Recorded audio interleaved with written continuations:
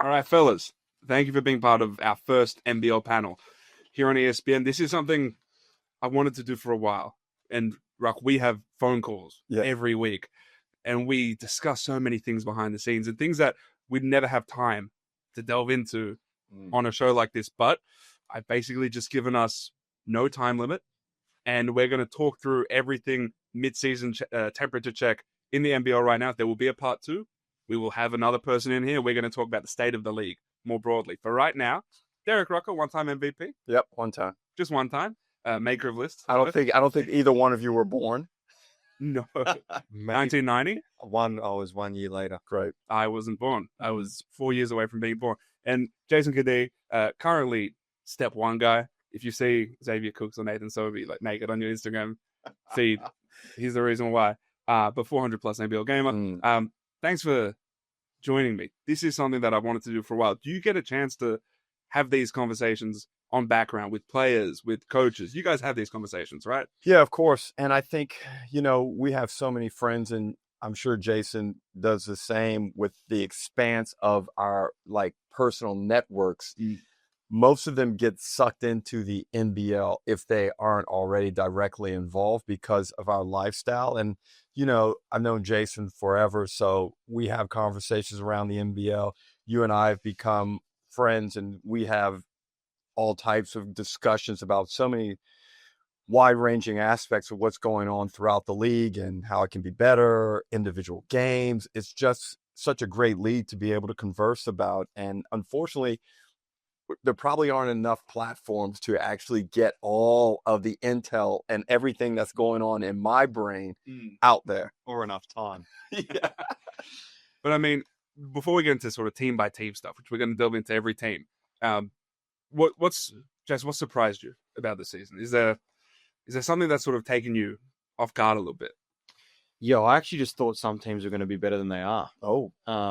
I just thought, really? Yeah, when it first started and teams were assembling rosters, there was this belief no one's going to really streak ahead, it's going to stay pretty compact. And I actually was like, well, who's your standouts? I did think United. We spoke of it. I did think United. I thought there were teams that had potential to be, but I just think some teams have been way worse than I thought they would be, and not that level of, I guess, just closeness that I was kind of expecting. So I came into the league thinking every team has a guy. Yeah. That was the difference, right? The Cairns Taipans aren't just rolling out anything. They've got Jack McVeigh. Cool. The Brisbane Bullets, they have Casey Prater. They have the import trio, at least when they started the season, was really intriguing. I didn't think they'd be good, though. That's where I came from. I thought every team was watchable because every team had a person. You went really early on that aspect of it, that every team is not good and there will be some weak spots. So you were pretty much ahead of the curve on that. But why I kind of push back against your early pessimism about every team being good was because I thought that Brisbane, they had a supplementary player in Harrison. At the time when we were forming our opinions, Wardenberg was still healthy, and I thought Cairns were going to have enough. But then, as it works out, the truth was really revealed through, especially with Cairns and Brisbane, their inability to defend. Yeah. And that's what makes them bad. I think the thing that reminded me too is so much is built on years of build-up, right? We get lost in this, in the NBL specifically. People just try to throw a roster together and be like, make magic happen. And it might happen one-off, but if we look over the course of especially my career and before, the teams that are normally around the mark are the ones that have had that build-up over years, and they add pieces here and there. But what's so weird, Olgun? When you look at a team like Brisbane and when you look at a team like, New Zealand's had some success over the past few years, but Cairns, and it's like they've changed players. They've changed coaches. They've made a lot of moves to try and improve. But it's like you said, it's like year by year is what you look at. And how do you change? How do you get better in a league with only 10 teams? It's super competitive. Yeah. And trying to change, and I hate this word, trying to change your culture, it's corny, right? But you've got to change something about the way you get down. Most overused word in right. sport. Culture? Oh, it's a crock of Really? I mean, you think so? Say that. No. Or it's when things are good, everyone says the culture. When Sure. things are bad, it's bad culture. Okay. It's like the culture doesn't. Here's the thing, though, and this is an aside. I promise we're going to get to teams. Last season, at any point, could you say that the culture on that 36ers team was good? Not to wow. About for 3 weeks. Again, not to, I don't want to bash it because they've rebounded in No, awesome way, right? They've made good decisions. But it's But like no one ever, even when you guys were winning.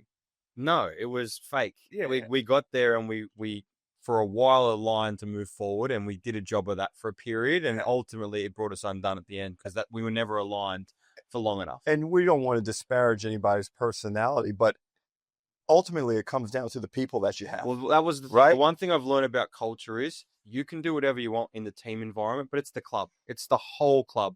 So the ones that actually truly do have a culture, it's from the top down. And that doesn't mean the head coach. It means this office staff, the owners, the GMs, and then it can filter down to the players. Managers, everybody. All of it. It's not, it's hard for 11 guys and 4 coaches to be the culture if the club's a different way. It's got to be from the top down. All right. Good culture, Melbourne United. I think widely regarded around the league from players, from everybody, that they have a good culture from the top down, from Nick Truelson, the CEO, down to Dean Vickerman and through the players. Right now, full disclosure, I made this rundown when United were top of the ladder, and then they go bang, bang, lose 2 games in a row. So they're not atop the ladder as we record this. So as we record this, they're 13-4, number 1 defense, number 3 in offense. There's been a little bit of a dip lately in their offense, especially. They lost their last 2 games to Perth and Southeast. But park that for a moment and talk through what we like about them, why they have been so good to start the season broadly. The import recruitment. Jesse Edwards, Milton Doyle, Tyson Walker. What do you feel when I do the intel? They did a good job of doing the intel on those guys, right? High character dudes who come in. What did you see that was maybe a little bit against the grain of like a Dave Vickerman way to recruit imports or way to recruit players just in general? Well, the fact that the core went around the imports, it's been built around the Australians traditionally. And these imports have featured in their success thus far. And I think those guys are going to have to perform at a high level for them to win a championship. The Australian contingent alone performing well won't get it done this year because of the shift in balance. And I think they have some really good imports now. And I like the mix of the 3. You got a young point guard in Walker who does, I think, a lot of the things that Dean Vickerman wants done. You got kind of a guy that knows the league in Milton Doyle, clutch, postseason performer. And then you've got a problem inside with Jesse Edwards, who I believe anchors the best interior defense in the league. So, and it goes along with Dean Vickerman, just everything there is so balanced. And that's why this kind of 4-4 swoon has been really surprising to me. Yeah. Tyson Walker. It's rare in historically for us to see really young imports come to the NBL. But over the last 2 seasons, I think more coaches have lent into it. Have you noticed anything different about these younger imports coming in? Maybe a little bit more hungry, maybe less comfortable, and more ambitious. Can you sense it? Yeah, I think so. And I think it probably is. It went out for a little bit and it's come back. Like I think it goes in phases at times. And I think the other part too is some of these guys coming out of college now are realizing maybe this is the path to get back over here and things like that. Where there was maybe a phase where we were just moving to guys. Who's the ex-NBA guy? Who's the ex-NBA guy? When that might not be the greatest signing. And I think someone like him is a prime example of who can come out and really help your team instantly. Well, there's a real syndrome, right, Jason, when a guy has been in the NBA and then he is out of the NBA and he comes to the NBL. You don't know how he's going to react to being out of the NBA. Some guys feel disappointed. They feel like, where did I go wrong? On the other hand, and I came over here, Olgun, my first job with the Bullets, I was 23. So I came over super young and I didn't know any better. Like this was paradise to me coming over here. I came from Central America. That was my first job. So I didn't have those expectations of grandeur because I'd been in the NBA and I'd had all the luxuries and I really had a chip on my shoulder and had to prove myself. Yeah. The thing that I'm noticing is that over the last 2 seasons, I think this is my feel of where Dean Vickerman's come from, like the recruiting of this roster build. It's all right. A couple seasons ago was Milton Doyle. We speak about McVeigh and the big shot in Game 3, but it was Milton Doyle in Game 5 who sort of undid United. And then last season, it was a bit of Davo, but it was Trey Kell in game 5. Yeah. And so just having a guy who you can put the ball in the hands of, that guy can create an advantage out of nothing. Whereas United hasn't really had that. They've been really system-based, right? It was Delhi there. And it was Delhi and then a lot of off-ball action and him sort of guiding the ship. But I think Dean missed having like a guy, like a Casper Ware, someone you can just throw the ball to and he can go make a shot. Well, it's interesting because, Jason, you'll remember in that game 5, Illawarra just pounded them in the paint. Yeah. And so, Olgun, you were just talking about the offensive end, but I think the road to their championship is going to be through their interior defense, because 3-point shooting right now is really poor throughout the league. And you're seeing a lot of teams refocus their offensive direction towards more points in the paint. And I maintain that this season United should be better in the postseason defensively inside, because now they got Krislovic. They got Finn Delaney, who's having a really good season. They have Jesse Edwards. Like I said, he's probably the best defensive big man. And I just think the depth there is going to suit them a lot better with that offensive stuff you're talking about. Yeah, Krislovic, I think, is so understated. He's the best wall-up guy in the league. The fact that Jesse Edwards can leave the floor and Krislovic can come on and just wall up.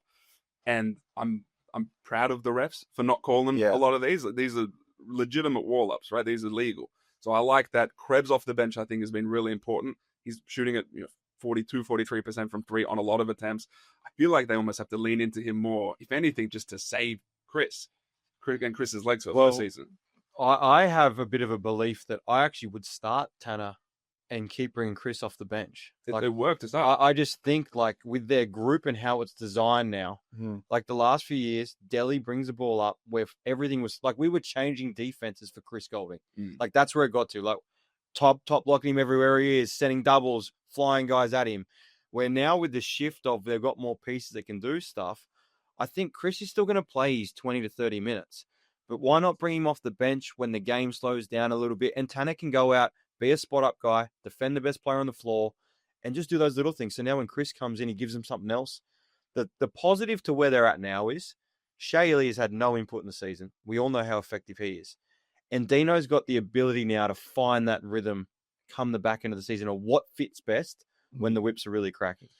Yeah, it's a tricky one, though, when he comes back in, because with Tanner playing well, it makes the situation more complex to try and figure out the rotation. And I think I agree. Jason and I talked about this when Chris Golding was coming back into the lineup. I was of the belief that you have to start him. Jason felt he was better coming off the bench. I think I'm starting to slide to his position now. I think there just has to be an understanding of, I think, the humility of those guys, especially of CG, of Shea. They can come off the bench. I don't think they're too proud to have a role that isn't like a superstar. I respect that. That's tough, because I was my assumption based on. Well, we had this discussion because Ruck never came off the bench, so he didn't know. But I kind of said, for me, and I grew up with Dad saying, ego starting is about ego. Yeah. It's who wants to. If you're not finishing the game, that's when you should be her. And normally, whoever finishes the game is who's playing the best. I just think with that group and your point, what is going to win us a championship is cutting the ego. Let's start the best group for that, knowing that whoever's coming off the bench is still going to play minutes, and it's for the betterment of a 40-minute performance, not the first 6 minutes of the game. It could provide some uncomfortable moments in the postseason if you've got a really good Shea Ely playing good basketball and Tyson Walker's playing good basketball, and you have Golding and you have Tanner Krebs and you have Dash Daniels, and like that's some in-game decision-making from the head coach and the coaching staff that has to be on point. I mean, at that point, like, what are you here for then? Like, if look at, we'll talk about Adelaide next, but Adelaide is making some tough decisions, and there's a good argument they're better off for it, if anything, because there's no sort of loss in firepower. A lot of teams do this. Like, I feel like it's a reasonable thing. Well, that point is valid, because I said, and I think I told you this earlier in the season, that I like the 2-for-1 swap, Krislovic and Delaney for Jack White. I think they are better equipped for a championship run that way. Jack White had to take on a lot of burden in last year's championship series. I thought it wore him down. That's not to disparage him. He's a high-quality player. But I think the versatility that those two guys give you this season on the defensive end makes them a tougher unit overall. So United of late, their last 8 games, as we record this, they've lost 4 of them. So they won 4, they lost 2 in a row, then won their next 4, and then lost 2 in a row. what are you putting it down to? Because I'm looking at Doyle, Walker, Golding, all shooting sub 35% from three. That's important. And of late, I'm looking at Tyson Walker, and I don't know if he's playing with the same force that we saw to start the season. And then I think some of that's also Shea Ili being out, because he's the sort of guy who I don't think you have to tell to play with force. It's the thing that I think he's missing from United right now. But this little lull, what is it?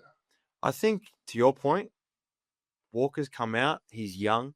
He's leading a group around he's got a lot of experience around me, but it's also a lot of pressure, right? Like things fall on him. And the whole idea was, I actually don't reckon he was here to start. I actually think he was here to come off the bench.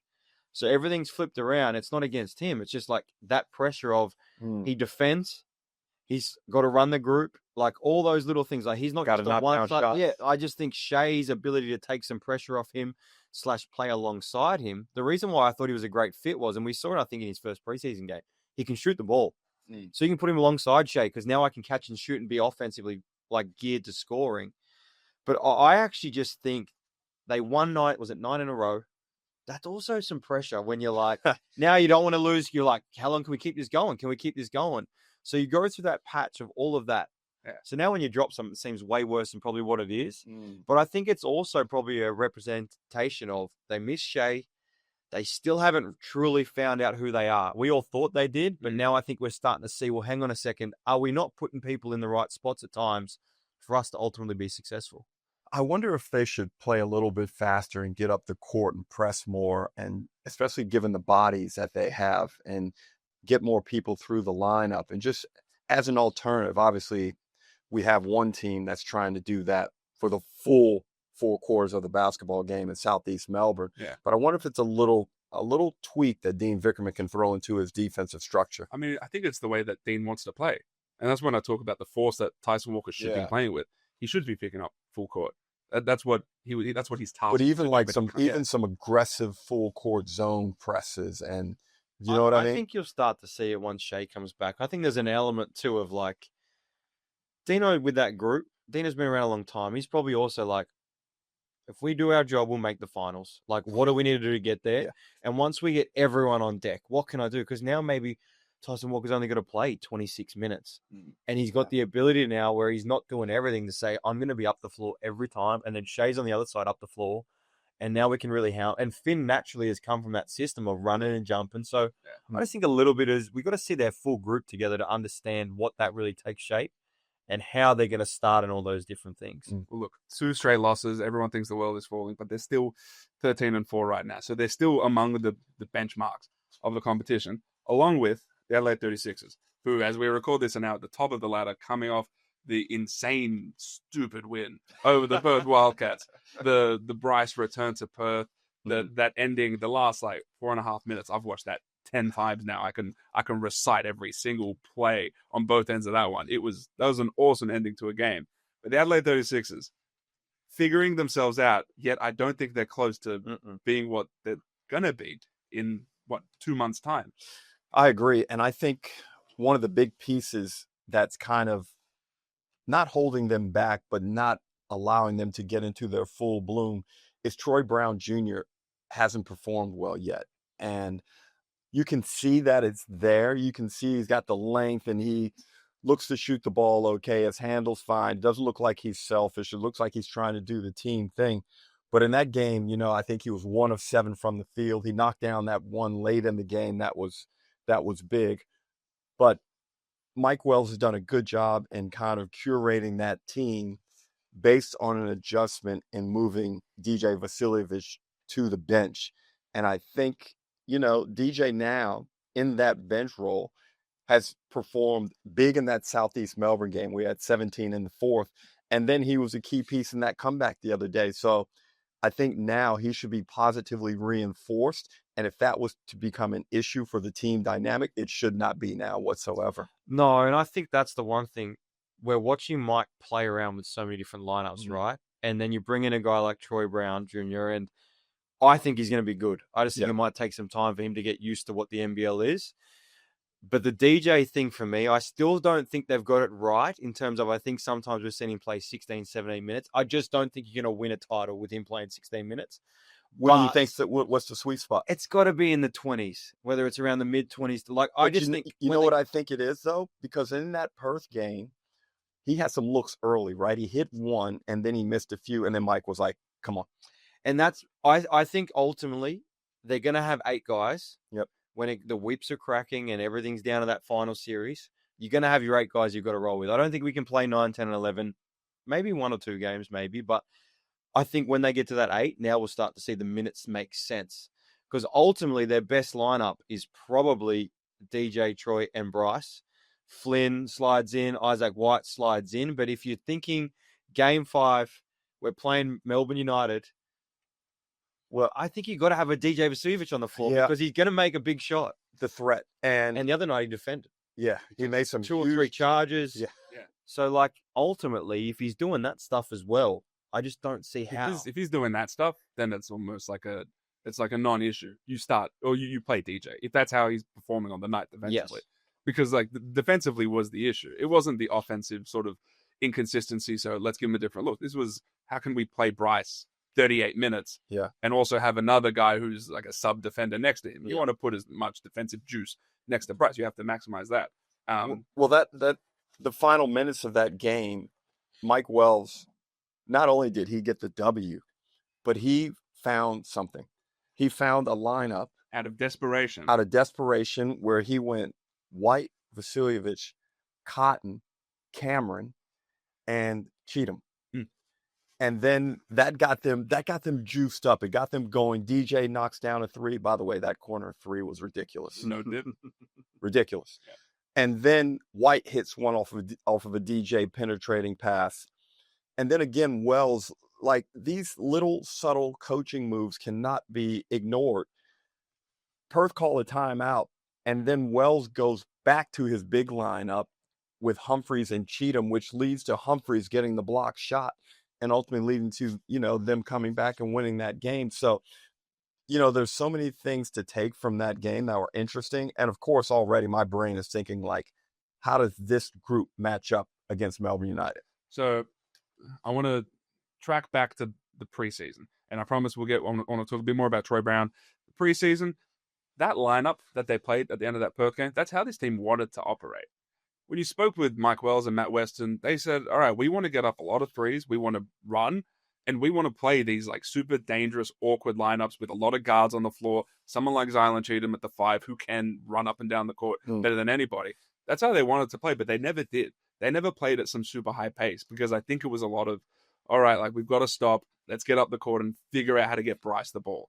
But I think there are opportunities for this team to be a bit smaller, but scrambly defensively, switch a lot, pick up full court in a real way, not just Matt Kenyon or Isaac White picking up solo full court, but in unison, and then running and shooting a bunch of threes. I feel again, it was out of desperation because they needed threes to get back in the game, but I feel like they did find something. But Jace, you've been in that building, and I think the increased performance of Isaac Humphreys may have affected that, right? Because you don't want to be running up and down and ignoring the big man when he's playing this way. 13 of 15 in that last game out in Perth. And he may have forced a hand in terms of pace and how Wells used the rotation because you got to have him on the floor. And ultimately, I think that's where they can be good, is when they can slide Cheatham to the 5 and they go big with Isaac. They can play different ways, which I think will help them. Mm-hmm. But I also think the thing that they're missing, they don't have a natural point guard.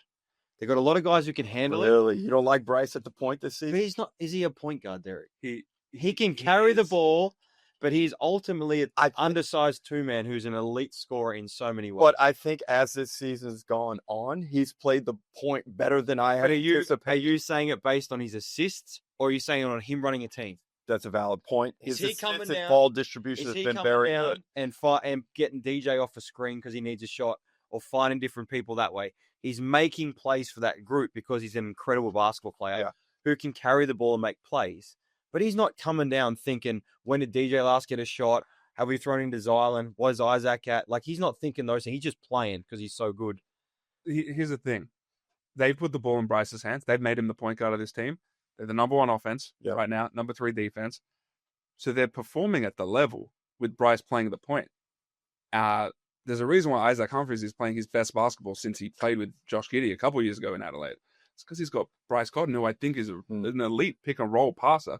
I agree he's not like the floor general. No, he's not that, but he's like, and that's my point. They made a decision when they brought Troy in. Point guard or a bigger wing. Right. So the problem was Bryce was so effective at the point that if you brought in, let's say you brought in, prime Derek Walton Jr., he comes in. Are you really going to take the ball out of Bryce's hands? No, and that's the part, and you probably can't. And the other part was, too, you got to look. Then you got Flynn, Isaac White, DJ, Keanu Rasmussen. They got a whole bunch of dudes who are kind of similar in terms of their combo guards and play with it. But you bring in a point guard, it throws the balance completely off on. I think they can get away with it as is. I think I'm betting on Bryce continuing to get better and more comfortable in the position. I think there are minutes there for Isaac White. And I think Flynn Cameron is the same as Bryce. He should continue to feel more comfortable. I think that performance out in Perth will do Flynn Cameron a lot of good in terms of his confidence and just the way he's going to carry himself. He's already been good this season. He's been really good, really good. And that's what they wanted from him. That's why they wanted to give him an opportunity. I just think with their group, they're going to have to find different ways. It's not always about Bryce. And so when they do that, I think Troy he looks like a guy who can make plays and pass. But they're almost finding it we're watching them figure that out as it goes on. And I think that's the part where if they had a natural point, maybe things would flow at different times. But the way it's working, like you say, it's going to work. They've got enough pieces to make that work. Because it's interesting, right? They won that game out in Perth, but they were bad for 3.5 quarters. Yeah. You know what? They were reasonable offensively. Yeah. They got good. They got cooked on defense. Defensively, it just wasn't great at all. I didn't like the switching. The defensive rebounding was terrible. But they haven't been a bad defensive rebounding team, so that's fine. Look, two things. First, this team made a good decision parting ways with Montrez after a week. That has to be said. He came in, was a bit erratic. They said our culture can't exist this way. They had to get rid of someone like Montrez, and I think everyone has been able to excel because of that, especially Isaac Humphries.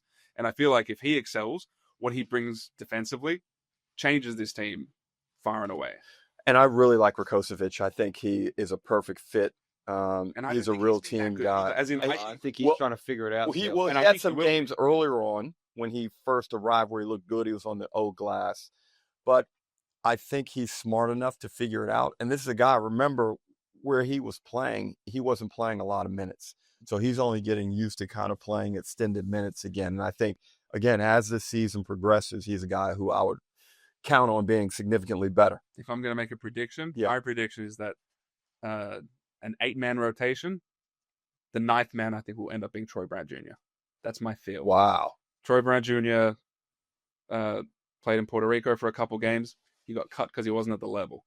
That is important context to understand when he joins this team. And I wonder, what does he do? What does he do outside of being like a pretty big body? I think DJ comes off the bench. You know what his skill set is. Isaac White's skill set is pretty known too. Rakocevic is a big body. There's, in my mind, functionally, outside of some shooting juice, I don't know if there's like huge difference between Troy Brown Jr. and Matt Kenyon right now. Well, you know how you have those guys that come in a series though, and maybe just come in and change the complexion of a game. And do you know what I mean? And you might be one of those guys. There's the part of that list right now has never played big minutes.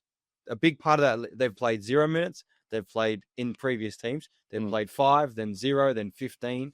They haven't had major roles on teams. Some of them now are playing major roles. Isaac White, Flynn Cameron. I just think when it comes down to it, who can they rely on? Those guys have done enough right now to say you'll be able to rely on them in a series. Even though Troy Brown Jr. might not be there yet, he's come from the NBA. He's clearly got talent. Yeah. He's a bigger body that you say that lineup they go to the other night. Why can't he play the 4 when it comes down to it at times? Like, I just think he's going to give him some intangibles that if he figures it out will translate in our league. But if he doesn't, you're not wrong. He's going to end up playing the 9th spot because they got guys there that are doing a good job right now. Yeah. We can't finish talking about the 36ers without mentioning Isaac Humphries' really, really impressive season. He's forcing us into some really interesting conversations when it comes to all NBL teams, when it comes to even, some of the best defenders in the league. The fact that this is a team that has largely played at Bryce Cotton and DJ Vasiljevic up top, and they're still the number 3 defense in the league. And I think because of Isaac and Zylan basically cleaning up for everybody, So between Isaac and Zylan Cheatham has had an incredible season on both ends, but offensively, him in the short roll, him as someone who I think they're running a little bit more now, and him being someone who does that. Yep. I think Zylan has been one of the most understated pickups in the NBL this season. Well, it's tough because, Jason, you look at how those two guys have performed, and it's hard to say that both of them, if they continue in this manner, won't appear in the first or second all NBL teams. Like, I don't know. I took a lot of heat for having Isaac Humphries at number 10 in my top 15. But what other big man would you want right now? Well, he's playing good. And the thing about us, you've both seen him and known him a long time. If he feels good about himself, he loves the guys he's playing with, he'll do a little bit more. If it turns into a weird situation, he can switch off from stuff really quickly. And the thing that you can instantly realize is he loves Bryce. He loves playing alongside him. Bryce loves playing alongside Isaac because he gives him a genuinely rim presence on everything. So it puts the defenders big in trouble all the time. And Zylan actually makes up for some of Isaac's deficiencies. When Isaac sometimes doesn't go and seek rebounds, guess what? Zylan is. So now Isaac can go and get boards because he naturally just has to find it himself. The mental profile between Cheatham and Humphries is really good too. I like the way they complement each other. Cheatham's the prototypical energy giver on a team. He's the best at that. Isaac's a bit more mellow. Like you played with him. I've watched every game that guy's played since he was like 14 years old. The way he's playing right now is something like I've never seen. His ability to, and Bryce is maximizing him, and he loves playing with Bryce. Isaac's ability to move into space is so impressive. And not just off Bryce, but off Zylan too. He's always, like for me, like I played with him last few years and his first years. Isaac was always a guy that loved playing with out of on balls because you can throw it in different ways. Not really lobs. He doesn't love lobs. No. But he's a guy you can throw early pocket passes to and you get him at pace and he's always kind of in the right spot. And that's why I think, and the other part too this year, which has been good to see, he's always shied away from a bit of that leadership responsibility. I actually think Mike put some on him this year as in like, hey, I need you to lead. Yeah. I need you to help some of these guys. I need you to take some responsibility. And I almost think it's unlocked that kind of, he feels responsible now for being that rim protector, for anchoring the defense, he's almost like, that's my role now. And that's my leadership role. Yeah. Obviously Bryce Cotton averaging 26 and 7. I think we speak about him more than enough. Yeah. He's on his way to 6 MVP, assuming that he plays enough games and they hover around this area, but there's really no competition right now for MVP. To be honest, maybe his biggest competition right now plays for this team, the Southeast Melbourne Phoenix. Oh, it might be Nathan Sobey as the guy knocking on the door for Bryce Cotton, which is an incredible thing to say for someone who has been maligned a lot throughout his career, especially his time with Brisbane. But is also 35 years old and looks athletically as good as we've ever seen it. I've said it many times. I'm not sure we've ever had an Australian two guard that's been able to play with his level of longevity, durability, and athleticism. I saw him make a play, I think, down in Illawarra a couple of weeks ago where I thought on the catch, the ball bounced and he caught it. I thought he was just going to go and lay it up, drop it down, but he went and flushed it hard. And, that's really tough. We both, what it's like when you get into your 30s. It's really tough to maintain that bounce. And I think his development post 30 has been something really impressive because it is hard to change how you view basketball and how you play basketball once you are locked into a style that's made you successful. He's sought and applied a manner of play that has improved him and made him, he's one of the best players in the league. Yeah, obviously, I've seen Sobes up close. Like, I remember I was part of bringing him to Brisbane. Like, I remember that he was going to leave Adelaide, and I was like, we need him in Brisbane. Like, he can really help us in Brisbane. I think some things went on in Brisbane which didn't play in his favor, right? Like, one of his best years was the COVID year. We had a Vic Law alongside him. Lamar was we got him, Lamar back from New Zealand. They cut him. And then it was supposed to be, we got these 3 figures as we go down to playoffs because we were playing good basketball at that point. Vic gets hurt, puts more responsibility on Sobes. People start saying he's taking more shots, he's doing this. But part of us was like, we almost need Sobes to do that. Some of the build-ups around him, I think people threw him in the whole like, oh yeah. And then the moment it didn't work, they were also quick to snap him and be like, oh, he's selfish. But Sobes, ultimately, the one thing I loved about him, playing alongside him, I knew each day, he's going to take some bad shots, but he's going to compete on both ends of the floor, and he's going to do whatever he can to make you try and win a basketball game. And so sometimes I think you forget that if you know what you're going to get, at least you can kind of counter that at times. But what we're seeing now, he's just evolved. He's more mature. He's really comfortable with where he's at, who he is, and that's what's translating on the basketball court. And I think Josh King and his coaching crew have the right guys around him that are enabling him to go and do those things. Yeah. On Josh King, right? He joins this team last season. They have an inspired run, starting 0-5, then make the semifinals. This season, they look like they're even more of an image of what Josh King's identity is. And so, right now I look, opponent turnover percentage is 19%. Yeah. So they effectively turn their opponents over 1 every 5 possessions, which is unbelievable. Their opponent three-point attempt rate is 34%. So they're the best in the league at limiting 3-point attempts. They're a really good offensive rebounding team. So this is a team that's just based on getting extra possessions. And the math will generally tell you that you get more possessions, you get more shots, you've got a way better chance of winning that game. And the follow-on from that is they're the best three-point shooting team in the competition. They shoot at about 37%, I believe. And they shoot it the most. Yep. So he's playing the possession game. He's playing the math in that manner. Now, we saw a high variance game against Illawarra where they were getting blown out because they couldn't hit anything from the perimeter. Yeah. But then when they started to knock a few down, you saw them just roll over Illawarra and get back in that game. Now, although they lost it, I think it reset them for what was to come next. And it was that victory over Melbourne United where they pump them and they hit 16 threes in that game. So look, they averaged 13 made threes a game. Okay. If they get to 16, 17, 18 makes with the pressure that they put on teams defensively, it's really hard. It's really hard for opponents to beat them. And I love the versatility with all their defenders. I love their athleticism, and I love their length. And even though I wouldn't have signed Maldonado, I kind of like the way he plays with them. He's not my type of player, and I've maligned him, but I think he does a good job with them.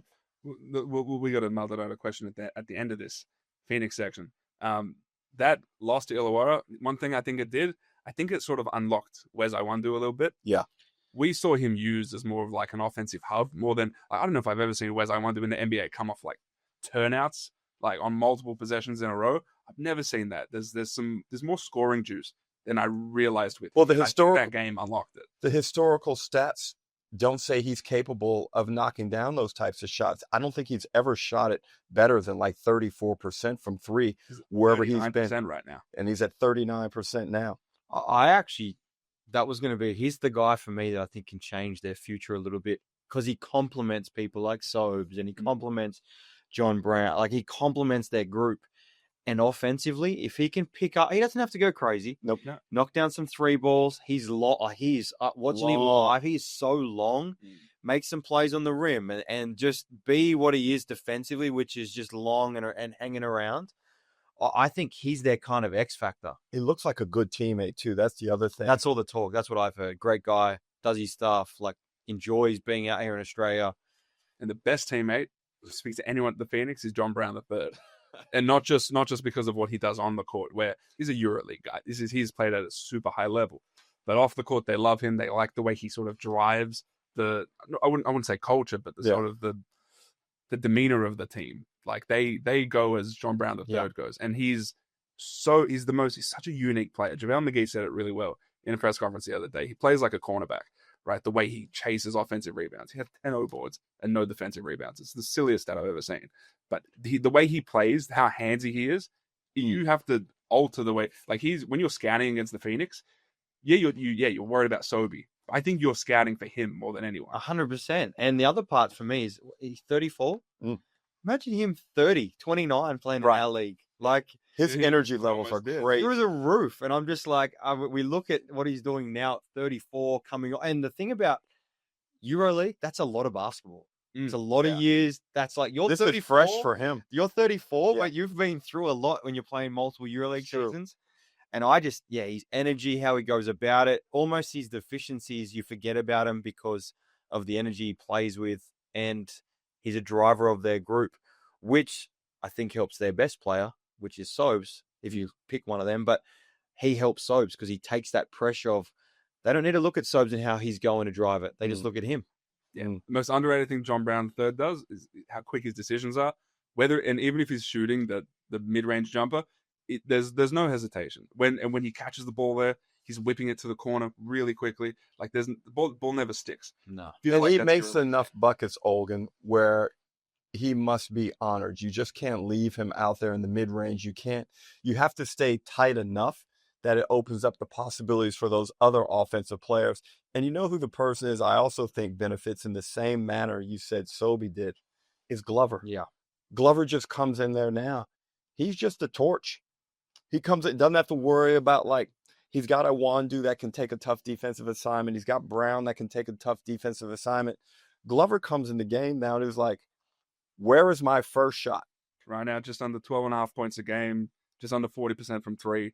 He's like, he comes on. We saw with the Boomers, we haven't seen much of that, but just straight up, if I have an opening, it's going up.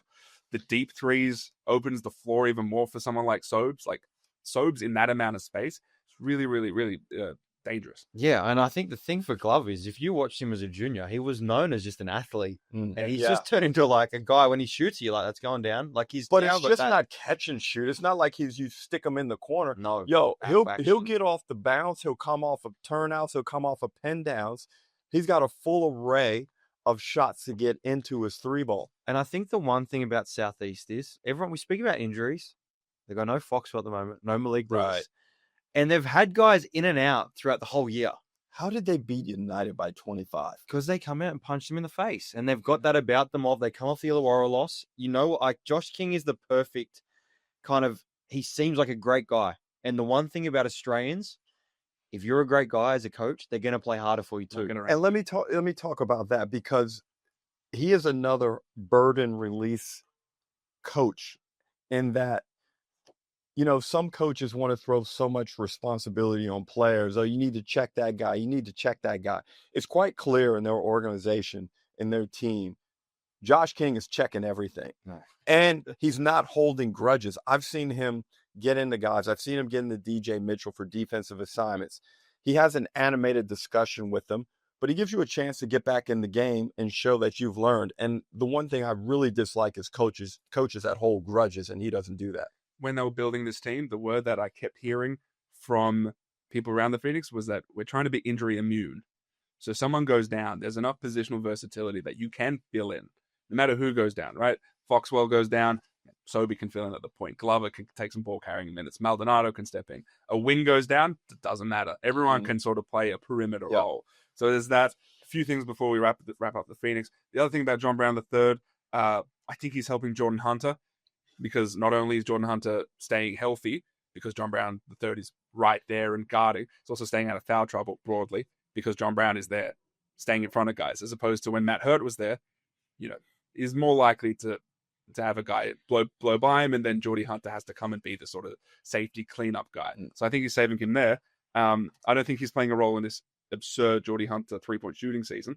He's up to 53%. What? on 3.5 attempts a game, which is wild. His stroke is good though. It's sustainable. Yeah, and it's high. You can't block it. Super impressive. One little thing on that combination. Yeah. I also like that John Brown seems to absorb all the physical confrontations for Southeast Melbourne, and that's beautiful for Jordy. Jordy doesn't want to be involved in all that. Any physical stuff is going through John Brown. He's welcoming it, and he's like a sponge for it, and that's providing Jordy with just clear air. Are we for keeping Hunter Maldonado on this team?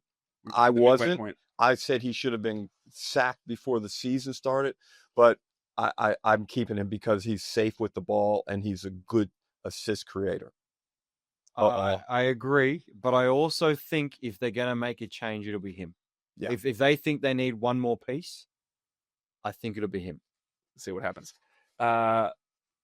Sydney Kings and the Perth Wildcats. I couple them together because I think they have talent atop their roster, but I still don't trust either of them. I trust Perth more than I do Sydney, but I don't trust either of them. Now, the Sydney Kings, we'll start with them just for the sake of this. Their big off-season recruit happened real early. It was Matthew Dellavedova, then it was Kendrick Davis. That was the duo they decided to go with off the top. Success or not. Delhi's been out the last couple games, but do you like it? We haven't seen enough of it, okay, but I can tell you it has not been a success. Like, let's get that quite clear. Dellavedova, now he's got an infection. He's been hospitalized, so he's got some health concerns. But I thought just before he went out of the lineup, they were starting to find a rhythm, a substitution pattern where they were starting them together, and then they were doing a little bit of a platoon system, and that seemed to be working out well. But Delhi hasn't shot the ball well. He's been a liability on the offensive end. Kendrick seemingly started to find his rhythm when Delhi was off the floor. What does that mean in a postseason chase, in a championship chase? It means they're under a lot of pressure when Delhi gets back to either A, incorporate him into the lineup, or B, put him to the side. I thought they were playing him too much. So they brought him in. Playing who too much? Delhi. And he was playing like over 30 every night. Some nights 34, 35. And then when they found their patch of like, I think they were playing him in that like mid-20s. I just think like, Delhi's not 29. He's come to Sydney. You've gone and got a Kendrick. Kendrick needs the ball in his hand. He can say he wants to play off the ball, but ultimately, we've all seen him. I was part of it last year. When he's got the ball in his hands, that's when he's most comfortable. I never understood the Kendrick is going to be our off-ball 2-1 guy. You played with Kendrick. He loves to dribble the ball. And the other part is now all that's happening for that group is Delhi's bringing it down, and all he's doing is passing to Kendrick. Yeah. So that everyone else, that's why, like, if we look at why Zave struggled at the start of the year, I think it was because of that dynamic. Well, that's the next big point, is that with Delhi out of the lineup, Zave becomes your second point guard. And that has helped Bull Qual, who's starting to play better. That has helped Malawach, who's starting to play better. And Galloway. Even Galloway. Better now. And Galloway is another conversation kind of off to the side as we try and determine what is best for him and is his ceiling the NBA. But I think when you talk about trying to get Delhi back into the lineup, I think they need him. I agree. They don't need a lot of him. And I think when you see a couple of these losses that they had in the past couple of weeks, I think they really missed him. Just that calming influence, the leadership, the willingness to do anything on the defensive end to help get your team back in the game. Yeah, the way I'm looking at this is obviously Delhi played a lot to start the season. Your two best players are Kendrick and Xavier. That's how you enter each game. And where do those guys excel? They excel, I think, sort of from 18 feet in and with space. And when you have Kendrick out there dribbling the ball with Delhi in the corner, you don't have space, right? So the idea of Kendrick being your primary ball carrier, Xavier Cooks also being your secondary sort of playmaker with space, all of a sudden your two best players are maximized, right? Yeah. It's the most important thing that you need when you're Kendrick. He just needs space to operate. I'm going to put the car in reverse and go back to the Southeast Melbourne conversation, because I'm going to say with real candor that the Kings have not recovered from the loss of Jordy Hunter and Angus Glover. They haven't found a big to replace Hunter. And the wing situation, like, they could really use Angus Glover now coming off the bench. And we saw what happened under Abdel Fattah and Angus Glover, where he fell out of favor and it ultimately led to his departure. But, those are two key locals now playing for a very good team down in Southeast Melbourne, a team that the Kings are trying to catch. Man, if you think about the Kings, if they had the shooting of both of those guys right now, with the primary guys, and theoretically they could have kept both. They weren't like just poached away, and the Kings had an opportunity to sign both of them. So that is frustrating. I thought for a moment the Kings found their identity, or at least a part of it, which was playing really physically and playing with a bit of pace. I thought they found that. Delhi was sort of out of the lineup, or his minutes were diminishing a little bit. I thought they found that. I think they've gone away from that a little bit. Jace, I wonder if they're a team that just has their matchups team. And like we saw them knock off Melbourne United. And I wonder if they're just going to be good against certain teams and just really struggle. Because that Tasmania game, one down in there where they got their doors blown off, that was... Well, there's a few games they've got up for and everyone's been like, wow, look at the Sydney Kings. The one reason that concerns me is if they're a team that only gets up for those specific games and it's got to be like this whole drop. Like you have to go up to Cairns on the back end of a double. Well, you're going to have some bad losses. Like you're going to have some bad losses because you're not always up and about. And that's what I think the difference is with some of the better teams is it really doesn't matter who they play. And I just think the balance for Sydney is going to be key. Zave and Cadee need the ball in their hands for them to be at their best. And they need to find, like your point, they need to find a way to unlock Jalen Galloway. I feel like he gets used like a bull qual or like one of those that's just defend and stand in the corner.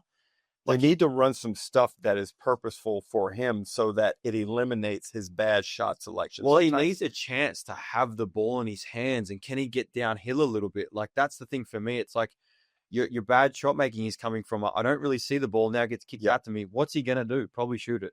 Can we get him the ball when now him and KD are the top guys and the ball's coming back to him? And we can see, because ultimately his athleticism is second to none, but we just don't really get a chance to see a lot of it. I agree. There is a question on whether they should use their third import spot and bring in either another big or if there's another deficiency on that team. Obviously, as of now, it doesn't feel that way, that they're going to do that. It doesn't seem like ownership wants to do that. A lot of that is because Bullquall's contract is quite handcuffing. If you bring in an import, you then can only marquee Xavier Cooks' contract. The only thing that I can see is there a world where Delhi has missed enough games that because his salary won't count toward the cap for the games he's missed, is there potentially enough sort of cap relief or luxury tax relief that this team might say, all right, we can go get an import and fit him into this sort of Delhi money that has been saved on the cap. That's one thing I'm thinking of. And the other thing is there's it's not a non-zero chance that either Kelly Leao-Pepe or Jason Spurgeon return this season. Yeah, I think both guys are ahead of schedule from what I've heard. Like both are trending in the right direction. Yeah, and if they get those two back, Kelly was going to be a major part of this team, not just on the court. He was going to start. Yeah, not just with the skill set, but with the sort of the demeanor he brings. I thought he lifts the group. Well, I see it like this: when you have an elite talent in Xavier Cooks, just like Adelaide now have Bryce Cotton, and they are in the window of their prime. And they are rare athletes to have in your program. It's hard to get them. You must do everything in your power to make sure you maximize your championship potential. For me, that would mean signing that import and doing whatever is required, because you take it for granted and you think, oh, we've got Xavier Cooks. And I know the basketball public here in Australia, they have a thing for Xavier where they don't appreciate what he can do on the basketball court. And, there's a guy that rebounds. He pushes the ball. He's a good teammate. He defends on and off the ball. He's just so varied in how he can play the game and help you win. But I just think you have to go for it, man, because championships are so hard to get. And you look kind of now, right? The window is now. Well, do they need it? Probably. But what? Are they willing to do it? It's got to be like, the thing is, Suarez has been really good for him. I think. Yes. Like, I think he's been great, but he was supposed to be complimentary, not this guy who's starring and they're relying on him. You almost need another similar version to that, maybe a bit more of an athlete. But whether you're willing to do it, and is there one around? Well, look, right now, number 5 in offense, number 3 in defense, but their defense, especially of late, has been really, really good. That's what the numbers indicate. So if they can continue to guard at a high level, then you always have a chance. But, the other thing is, Olgun, they can't shoot. The shooting's bad. And I don't know if the personnel is there. I don't mind that. I like the Tyler Robertson minutes. I like he's really coming along. Complementary to to the guys that they're trying to maximize. I think he helps them. That's the Sydney Kings. Right now, 7-7.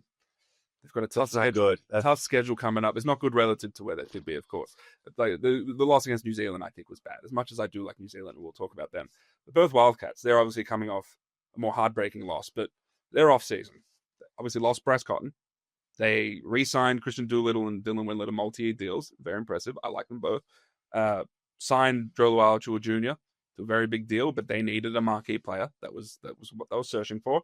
And they signed Mason Jones. After 5 games, Mason Jones out the door. From what I understand, they paid a pretty substantial buyout to get rid of him. And then they signed David Duke Jr. Now, I'll start with that. Do you think he was the right fit?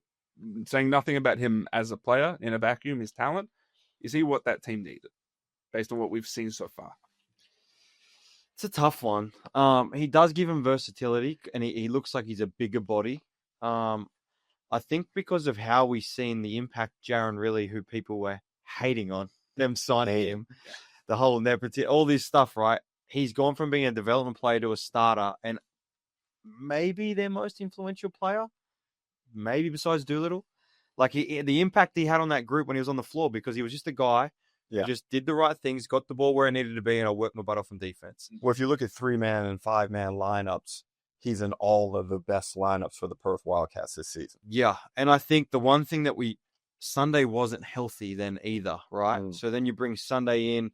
Could they have gone for just a natural point guard? Maybe. I think they're still figuring it out, and I think they've shown they're close, but they've also shown the ability to win one, lose one, win one, lose one. So that's where I'm not sure if he's the right guy yet, but I haven't seen enough to know. Look, if they win a championship, it's going to be because of the 3, Windler, the 4, Doolittle, and the 5, JLA. And if those guys are performing at 80% of their potential individually on any given night, that's the best trio at those positions in the league. I don't know who can go with those guys. And when we're seeing right now the impact, how much their impact diminishes when there's no connector on the floor. That's what Jaron really is. And that's why the idea of going and using that import spot on some sort of connected point guard, who's maybe just a slightly higher level than Jaron really. That's what I would have gone for.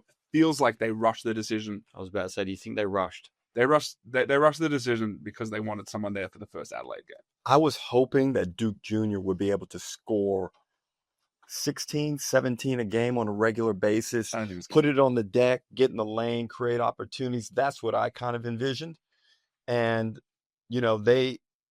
I was out in Perth for that Perth-Adelaide game. They're still not quite sure what the timeline is on Jaron Riley. So, is it Christmas? They don't know yet. This is the problem, though, too. The fact that they're so reliant on a development player being healthy. Like, it's a great thing for Jaron Riley. Great thing for sure.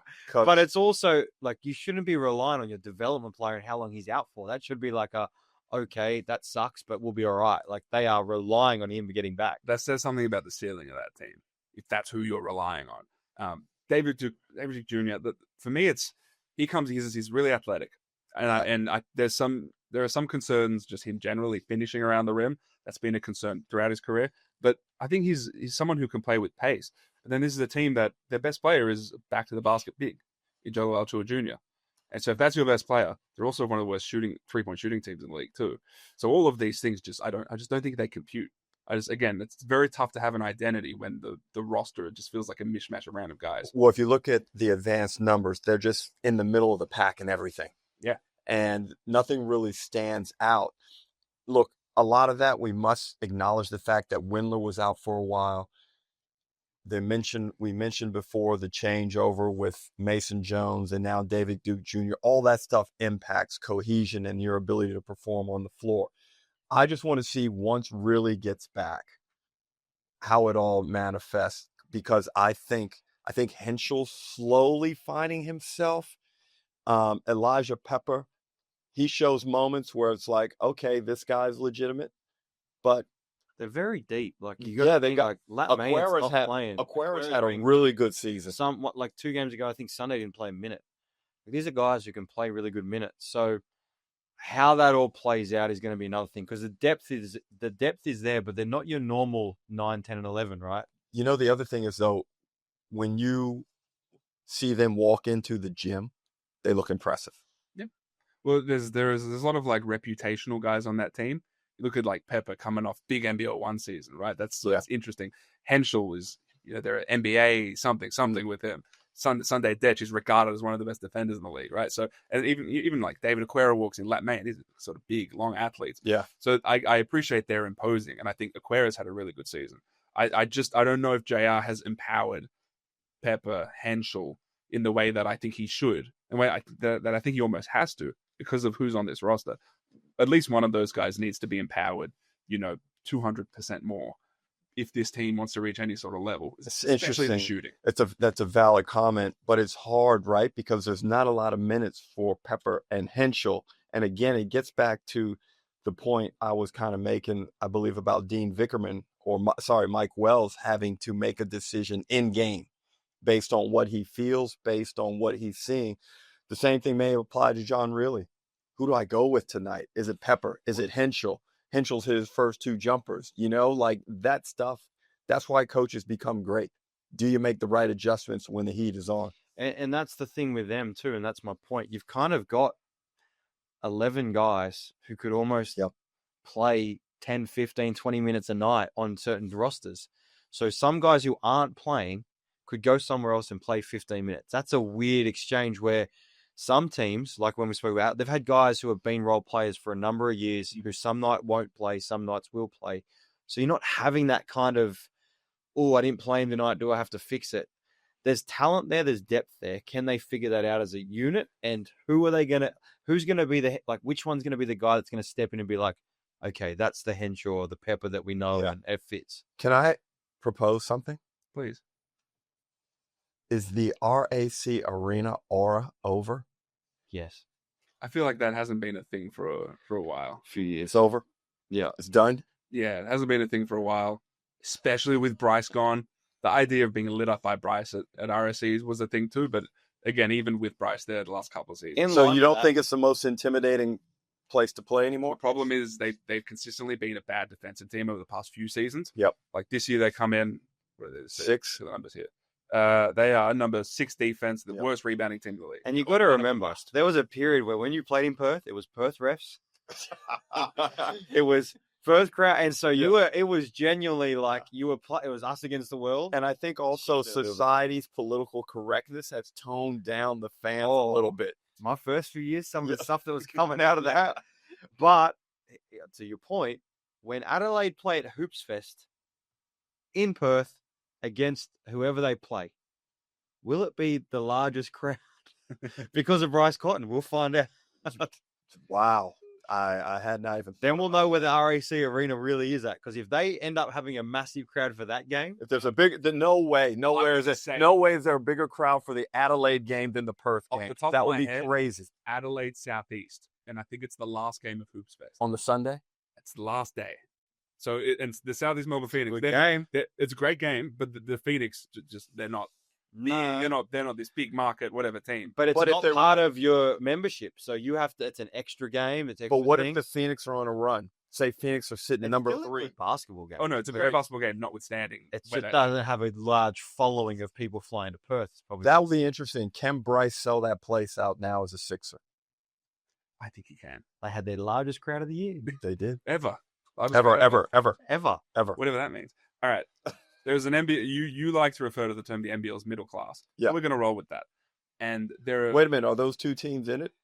Perth and Sydney? They're not in it? For the sake of this conversation, no. They're upper middle class. Ceiling. They're upper. Yeah. They're upper middle class. They're the Upper West Side. Now, what's the upper middle class in Sydney, Jess? What would that be like? It's just shifting a bit at the moment. So, as in Melbourne United and Adelaide, they're in sort of they're in double phase. Yeah. This Annandale. Upper middle class feels like Surrey Hills, like a nice apartment. Nice. Tasmania, they're sort of they're at the top of the middle of this middle class in my mind. If there are 4 teams here, I think they're 1 or 2, probably 2 in my mind. But they've had some injury issues. They've recruited differently this season than they have in the past, especially with their bench.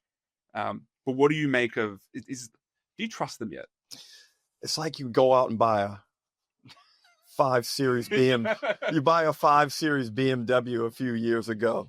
Now you're starting to drive it and you're like, I'm getting a little bit tired of it. I think the luster might be off of Tasmania, and primarily due to the fact they can't guard anybody. And I'm shocked that I'm saying that. They do not defend. They're letting people rack up points, shooting the ball efficiently down in My State Bank Arena. And I know we just talked about the aura of RAC Arena. Guess who's right in line? My State Bank Arena. Yeah.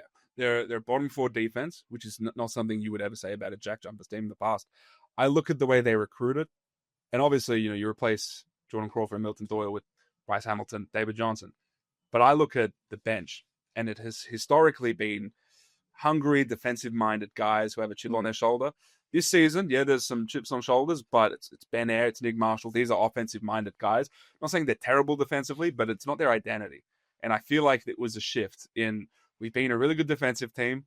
We got over the line once and won it, but last season, bad offensive team. How do we remedy that? And I feel like, I don't know if it's an overcorrection, but I feel like they're not at the level defensively to treat them as a serious championship contender. Can they sneak in the play-in? Maybe. But as a championship contender, it feels unlikely. Yeah, to your point too, I think they've lost some offense, right? Like Crawford gave them hits of energy, and the one thing that has been really evident is Sean McDonald not being available. Killed them. Yeah. And then the other part, which I think is underplayed, is they've actually missed Drim. Anthony Drimmick's ability to just come in and do bits of everything. I'm going to hit someone. I'll make a few threes. Yep. I'll defend and annoy people to the best of my ability. Like he just brings them a belief. And he's got some, what Tassie have been, that toughness. You want to believe in Tassie because Scott Roth has shown the ability to do great things. The biggest concern, you said it, defend the island has been their thing, right? And they've been able to build around that. The island is now just being raided every week. People are rolling in winning games. So, like, for me, like, when you've lost that, that's how what we hang our hat on. We put a flag when people land. And you land in Tassie. There's JackJumper stuff everywhere. Yeah. Now people are checking in, saying hi to it, winning games and leaving. Like, that was not what was going on that first few years of them being in the league. And I like the 3 imports. I thought Tiger Campbell was going to be a guy that was serviceable at the point. He defended better than Jordan Crawford. I thought he'd distribute, run the offense. David Johnson is a stud, got injured, so his impact on them winning has been tempered. So we must factor that in as well. Magne gets the bone bruising, but the 3rd import, Bryce Hamilton, he's been really good. But I don't think he's been as good as everyone says. There have been moments in games, and I think, Jason, we've discussed this, where I think it's more his inexperience as a professional, where he isn't aware of when, like, yo, this is my time to take this thing over. If I've got to take 26, 27 shots while we got guys on the bench, guys out of the lineup, then that's the way it's got to be. Question on that. Yep. Do you think he's not that old? No. He's young. So do you think a little bit of it is maybe that? Or do you think they don't put the ball in his hands enough?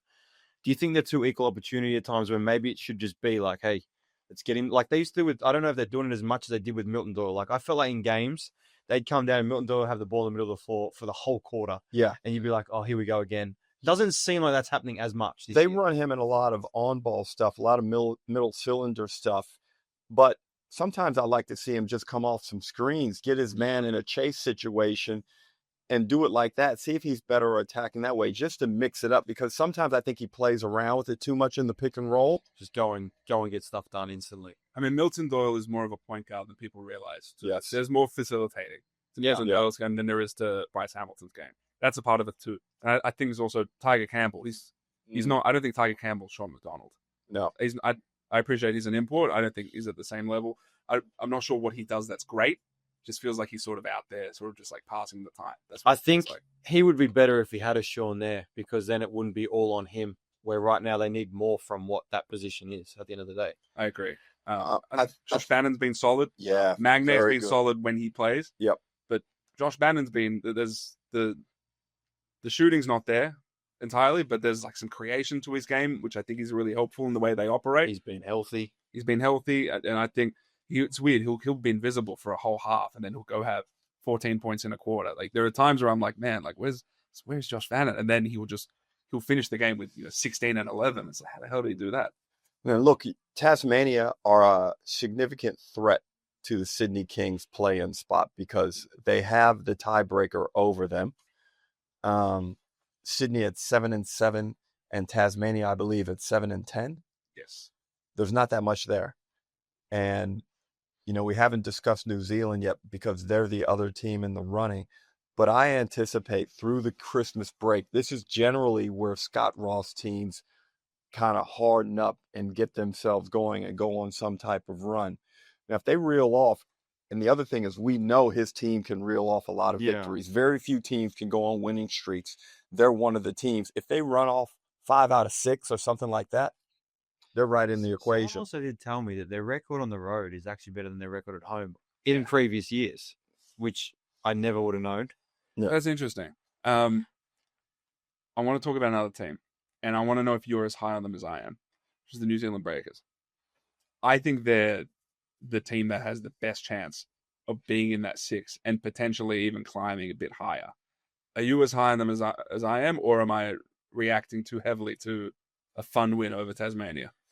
I have data and indicators that make me feel confident. I can see what you're talking about for sure, because I think they've got some proven identities there as well that can make things happen. I think Sam Menenga's been incredible. Like, the thing that we're not talking about him is he could be, he's 23. Why can't he make the NBA? He suits the way the game's played now. Yeah. He's shooting the ball well.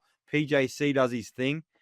They're exploiting some of these teams who have bigger bigs because Sam's able to defend and then also stretch the floor. They're also exploiting teams that aren't smart. Yes. They've got good setup offensively, and they'll pick you apart when they see what your vulnerabilities are. So I think there's a live chance they can make a push. But I think it is a little bit soon to say that they could jump and beat some of those top teams. So their strength, obviously, is Parker Jackson Cartwright. 100%. He's a game winner. He sets the table for that team better than any other point guard or playmaker does for his team. I think he is the best pure point guard. He has the ability to read the game. He can score. New Zealand, I believe, are now in the top 4 in defensive rating. Correct. They've got imports now. Rob Baker looked garbage at the beginning. Brockington was hugely disappointing in the first 4 or 5 rounds after being, one of the best players in the Blitz, which I know you give no credibility to.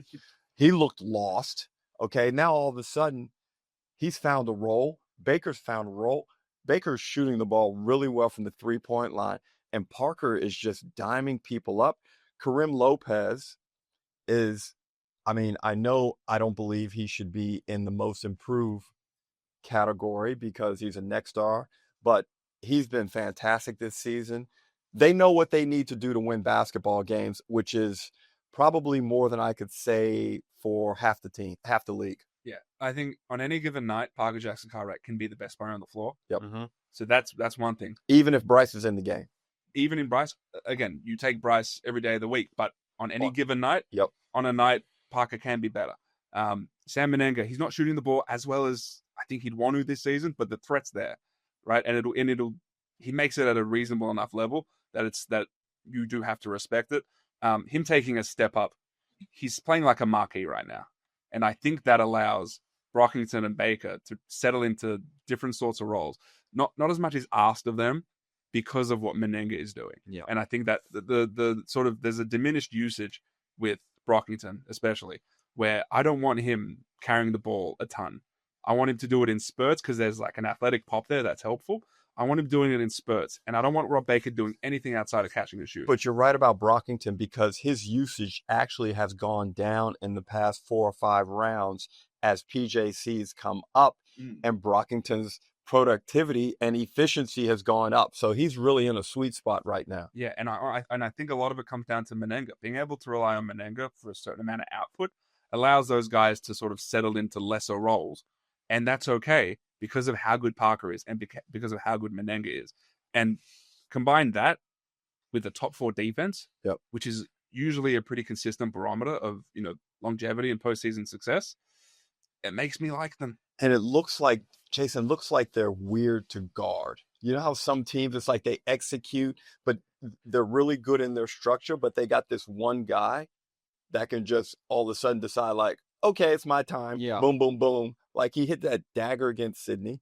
Well, they've just got options. When you've got options of people who can take over in certain stages, it helps. And to your point, they've got a guy who can be the best player on the floor on any given night. It goes a long way. And you know what? I don't mind since Rob Lowe's come back. Like, I like Rob Lowe as a player. Because he plays his role and he's going to hit people. He's going to hit people and That's it's a make exactly a three right. ball. And he's going to hit people. And then they bring in the live wire, Davison. Like, they've got these They've got this versatility with their physical athleticism that I really like. The swing now is Ty Webster. Ooh. Now, so how's that work? Now, well, he's come in. He knows who Parker Jackson Cartwright is. Yeah. So Ty Webster is your sixth man, and so now it's not all right. Taylor Britt comes on for Parker Jackson Cartwright, and let's just hope he does no harm. Right now, it's Ty Webster can come on and give you some juice. Like he can, and defensively, he can give you some juice. For sure, he can get on the rim. He can create advantages. So all of a sudden now it's not just let's get Parker some rest. Like let's throw a different look at you. Can you play them together? Yes. They're a bad 3-point shooting team at the best of times. I don't know if playing those two alongside. You can play them for minutes though. You can play it in spurts because playing two ball carriers. Can you play them together? But what I like though is that Ty's personality actually goes like Ty's going to have the swag, and he can actually give Parker a break from all that. Like you mentioned about Zealand kid, right? Yes. They're trying to Dylan being back. They're trying to bring back some of that. Like at the end of the day, that also feeds into what they're trying to be, and that's give it some of that identity that they've probably been missing. Illawarra Hawks. The JaVale McGee experience is fascinating to watch, and I watch it up close because I get down to the gong a lot. He's an elite offensive talent. Defensively, I've said this to you, Ruck. If there's one thing about this league this season, against the Illawarra Hawks, you're going to get good looks. Especially from the three. You're always going to get good looks against these Illawarra Hawks. So as much as I appreciate what he is as an offensive talent and as an entertainment product and what a lot of the guys on that team are, you have the same sort of consternation with that. So I do. This is where it's complex because the advanced metrics, his individual defensive rating is 107. The team's defensive rating is about 117. So he is actually, they are significantly better when he's on the floor defensively. His individual defensive rating is better, far better than league average. But the eye test when you think it's team more than him. This is a dilemma. This is a dilemma. The thing is, it's in the drops. I think it's you can't have a drops like that if you don't have the guards up top who are going to fight over at a requisite. But that's what I'm saying. Is it more of a team? It's easy to put him because he's so deep in stuff, right? You're like, oh, people come off. But is it more of the actual group they've got isn't actually an elite defensive unit? So if you look at who they had last year, Ulbrich was a good defender despite his youth. He hustled. He wasn't bad positionally. He had length.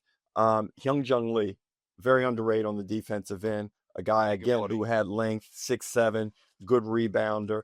Trey Kell, smart, positionally good. And he was a good defender. Like good defender. Bigger body. Darius Days was much maligned, but again, a guy who understood how to defend within the team structure. I think Sam Froling. Similar to how we talk about Isaac Humphries, how it's not sexy on the defensive end, but it gets it done. These are guys who they're good at, playing in the drops and being able to like stay with the guard, but also guard the rim like that. And I think Wani has fallen down a bit this year. It's tough for him to figure out a role in what they're doing because, again, I just don't know if the defensive personnel is out there. Like I personally think it starts with McGee.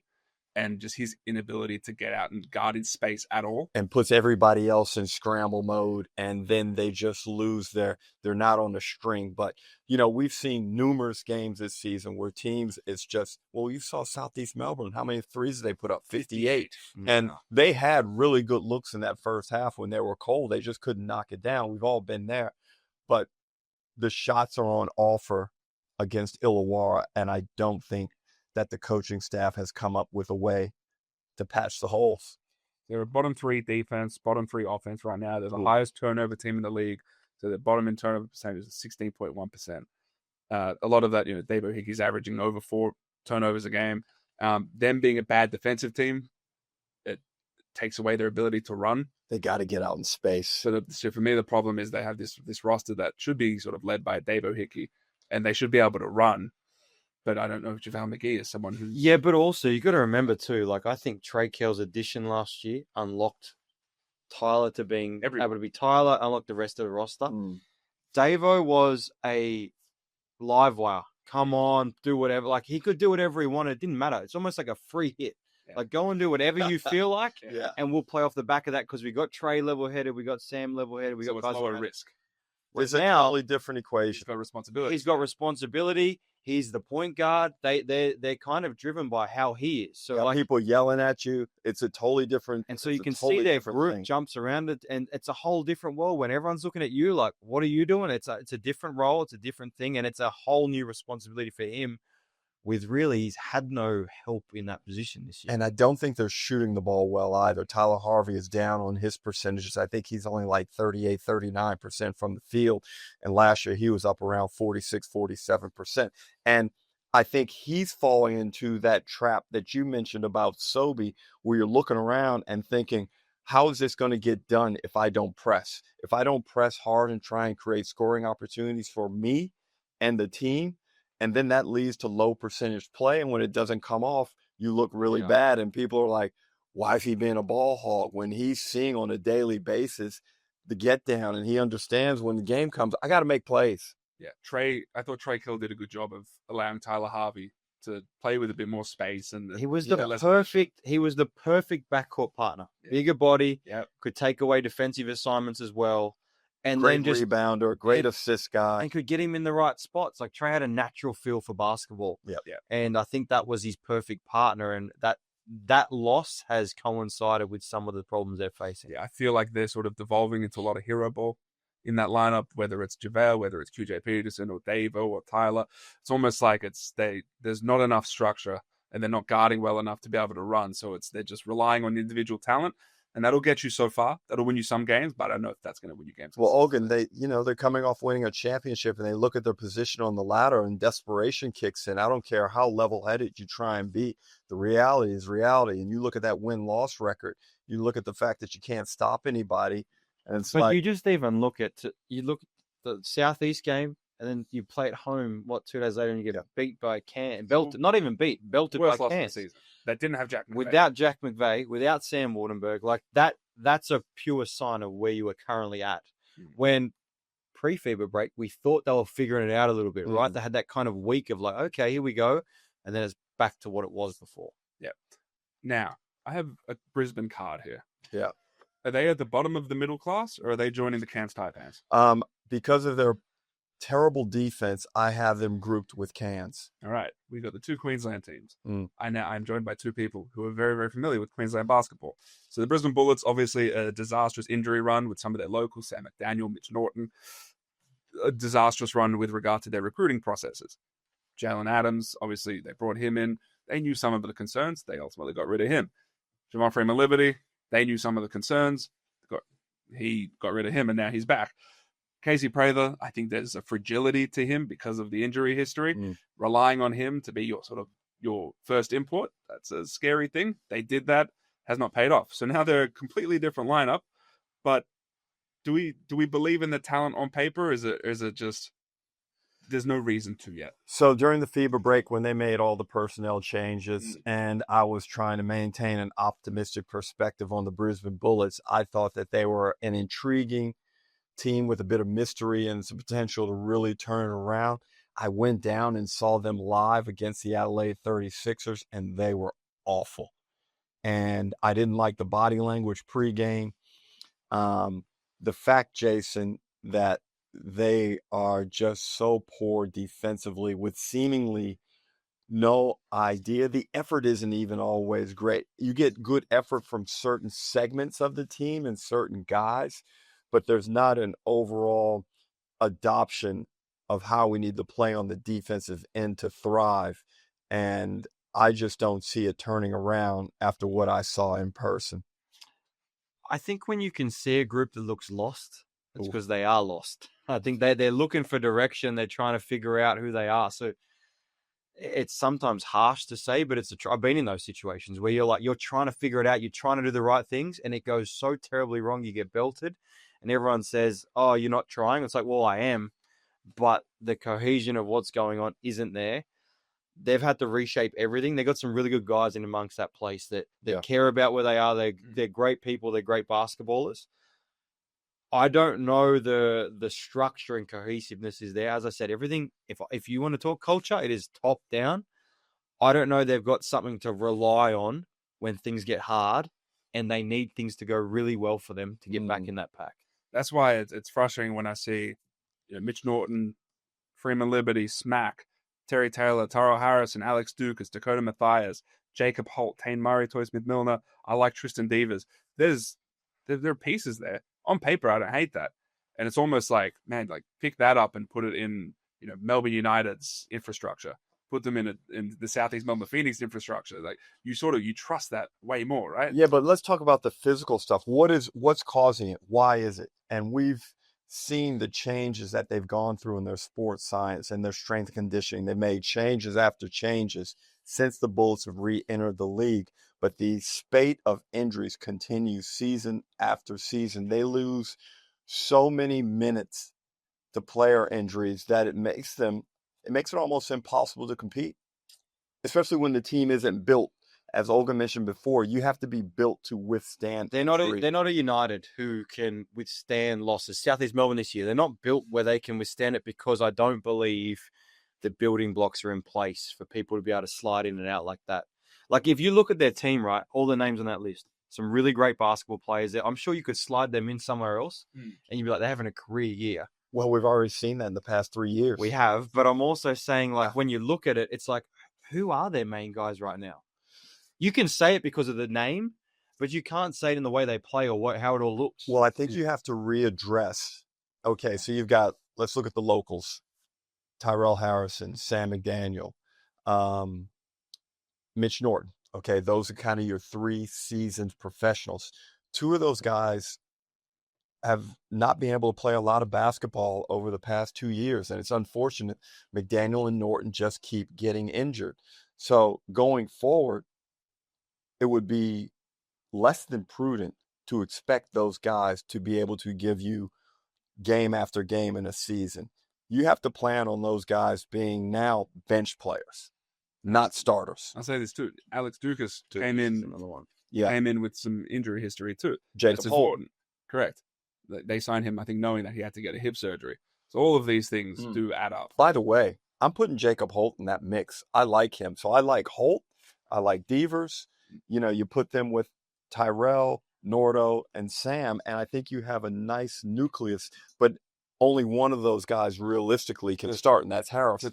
But to your point, it's more, is there like a structure and identity within that franchise to trust that they will be like a good trajectory of the development of those guys? And I think with their group, unfortunately, I look at it now that if I was there, I'm finding my 8 guys, and whether it doesn't matter who you want. That's what I'm saying. Who's my 8? And that's what I'm rolling with right now. And if 9, 10, 11 get a chance, sure. But I need 8 guys, and I need to find it quick. And that's what I'm rolling with. And if I have to play them extended minutes, then that's what it is. Because if you don't figure that out now, you're not going to have time anyway. It's going to be over. Yeah, but it's also getting back to, we talk about the hierarchy of a basketball team and franchise. And I think Brisbane need to get their basketball intelligence department strengthened. I just don't know if there's enough firepower, there's enough savvy, if the networking is evolved enough in order to build and construct a team that is capable of competing for the postseason. Yeah, I'm not sure that there is enough just general knowledge and awareness of the Australian basketball ecosystem within that front office and management to be able to consistently sort of win games and build quality rosters. I got to be careful saying this because I was there, but look at some of the guys they've lost in the last 5 years, call it. Yeah. Krebs right now is an important piece for United, and he has been the last couple of seasons. You have Isaac White right now, averaging 15 minutes a game for the number 1 team in the league. Mm-hmm. Sobey. Who else we got? Nathan Sobey. Josh Bannon. They let Andre Lamanis just go. Yeah. No, Drimmick went and won a championship. And keep in mind, 3 of the guys you named, Bannon, White, Sobey, they're all on the same team. Yeah. They were on a team together with Tyrell Harrison having, a resurgent year and all this stuff. So I agree with you. I'm going to throw a hypothetical question, which I don't know. Oh, I love hypotheticals. It's not a hypothetical. It's a question that I think there's no correct answer to. Who's had a better coaching season, Stu Lash or Adam Ford? Adam Ford. Really? Yeah. I mean, Brisbane haven't really beaten anyone. They beat Tasmania on the road. Everybody went crazy. Perth on the road? That Perth wasn't even Perth. That was some different team. Like that. Let's see how they go out. If they go out there again, let's see what happens. Because that Perth team was in flux, and that Tasmania team, Magnay was that was the early onset of the bone bruising. David Johnson was out. Good wins, fine. But where's, like, beat Sydney and Brisbane.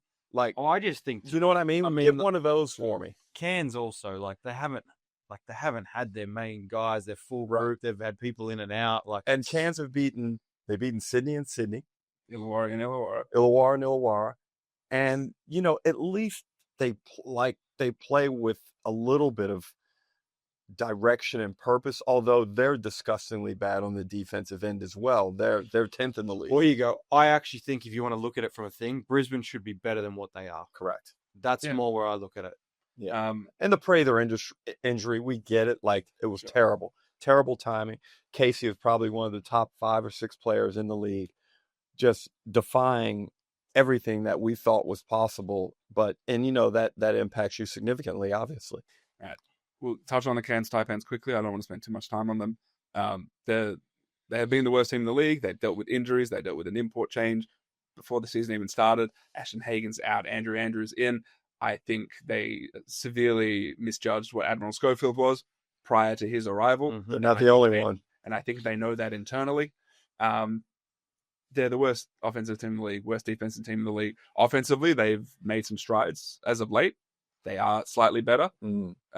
McVeigh is obviously back in the lineup. He was dealing with a sort of hand-wrist injury.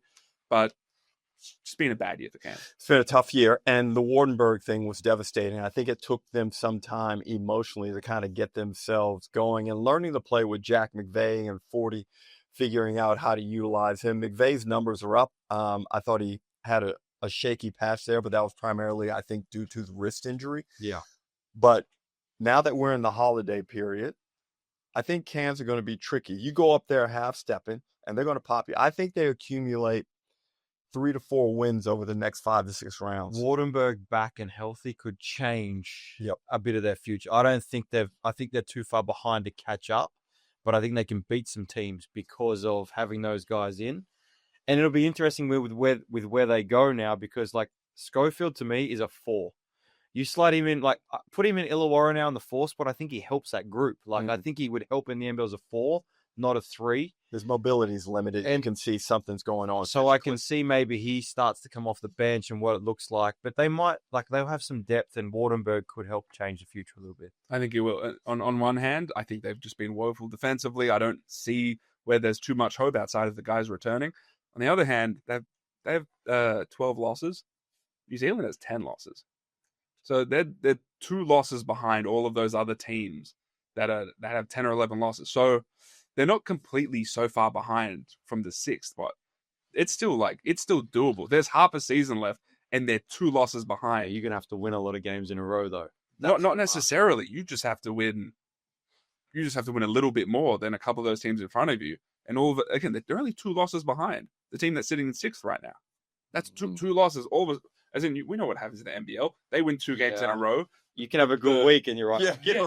The Cairns, especially if you get one of those home weekends. Cairns wins 2 games in a row. The JackJumpers lose 2 games in a row, and all of a sudden, they have the same amount of losses. Anything can happen. I don't think it will, right? But we'd have to see them, once again, Wardenberg would have to completely change everything, and they just start to get on a roll. I reckon with their makeup of their group, they knew the deficiencies defensively, but they thought we can be so outrageous offensively and just get up a heap of threes and spread the floor, then it might cover for our defense, and they haven't been able to do that. Yeah, I think one of the big mistakes they made, the biggest mistake, is not getting any ball carrying. They have one ball carrier. It's Andrew Andrews. I don't think he's a traditional point guard anyway, but I think they sort of dawdled throughout free agency, didn't really swoop on any of the available locals, and then didn't put an emphasis on ball carrying at all, when we know in the NBL, especially when teams are going to pick up full court, you need ball carrying on your roster to get into your stuff. They get into their offense with 11 seconds on the shot clock, and it's every possession. And a positive has been Mojave King. I think they've found the 2 guard to go with Jack McVeigh. He's been very cool. That's the NBL. That's the mid-season temperature check. I hope we've done a good job of giving a comprehensive stock take on every league. We have gone unbelievably overtime, and this was expected. But I have people rushing me. So, guys, I appreciate it. You're going to join us for part 2 of the NBL panel, where we're going to have broader conversations about the state of the league and things like that. Until then, I thank you for your time. I thank everyone for watching. We'll see you next time.